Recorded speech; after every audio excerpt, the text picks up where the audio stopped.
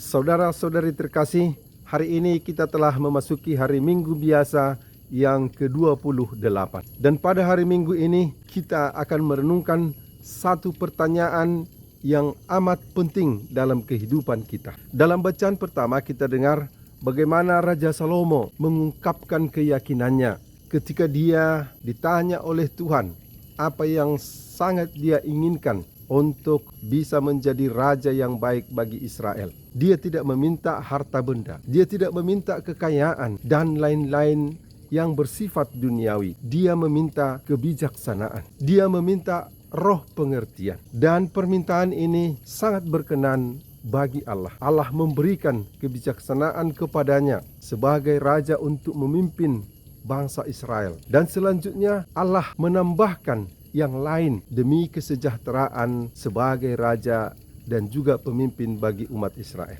Dan dari Injil hari ini kita dengar bagaimana seorang datang kepada Yesus. Orang itu datang dengan berlari-lari dan sambil berlutut di hadapan Yesus, dia berkata, "Guru yang baik, apakah yang harus kulakukan untuk beroleh hidup yang kekal?" Saudara-saudari terkasih, pertama-tama Yesus mengingatkan soal kata baik. Kebaikan hanya bisa ditujukan kepada Allah. Dialah satu-satunya kebaikan yang baik dan awal dari segala kebaikan. Dan karena itu dari Dia ukuran kriteria dari yang baik kehidupan moral umat manusia. Maka Yesus berkata, apakah engkau sudah mengikuti dan menjalankan perintah Allah? Jangan membunuh, jangan berzina, jangan mencuri, jangan bersaksi dusta, menghormati orang tua. Dan orang ini dengan tegas mengatakan bahwa itu sudah dia lakukan sejak dari masih kecil. Dan Tuhan berkata kepadanya, satu lagi yang kurang daripadamu. Juallah milikmu dan bagikanlah itu kepada orang-orang miskin,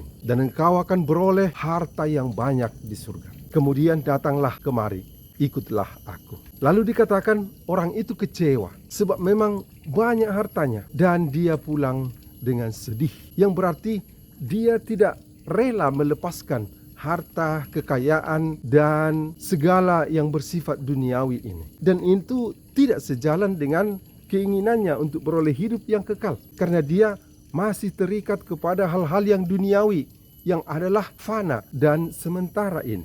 Kepada murid-muridnya, puisi itu diungkapkan oleh Tuhan dengan mengatakan bahwa orang yang mempunyai uang sulit masuk dalam kerajaan surga. Para murid gempar, siapakah yang bisa memperoleh keselamatan kalau begitu? Tuhan mengingatkan, bagi manusia itu tidak mungkin, tetapi bagi Allah adalah mungkin. Sebab bagi Dia tidak ada yang tidak mungkin. Saudara-saudari terkasih, dari renungan ini bagi kita jelas dua hal. Pertama-tama, kehidupan abadi itu akan bisa kita terima apabila kita bersedia meninggalkan segala ikatan-ikatan yang ada di dunia ini. Harta, kekayaan, pangkat, kedudukan, dan sebagainya. Semuanya harus rela ditinggalkan agar dapat memperoleh hidup yang kekal. Yang kedua, memperoleh hidup yang kekal itu memang diharapkan usaha dari kita.